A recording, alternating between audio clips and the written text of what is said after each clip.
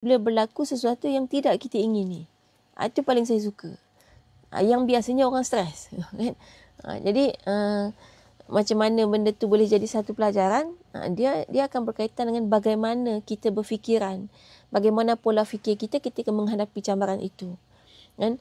Jadi kan bila kita menghadapi kepayahan, sama ada kita akan menuju ke arah membuatkan pemikiran kita tertekan. Kita merasa ni seolah-olah batu penghalang yang gedebuk muncul depan mata kita yang kita tak inginkan dia. Kita kalau boleh nak tendang dia jauh-jauh, maka itu akan buatkan kita sangat tertekan. Atau kita jadikan cabaran itu, satu yang kita tak inginkan itu sebagai satu pelajaran bahawa inilah hidup.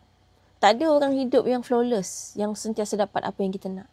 Jadi kan nak faham itu, kita kena hadapilah dalam musafir itu, ada benda yang kita tak mahu gitu. Tiba-tiba berlaku. Tapi jangan plan. Kalau plan tu cari pasal nama dia.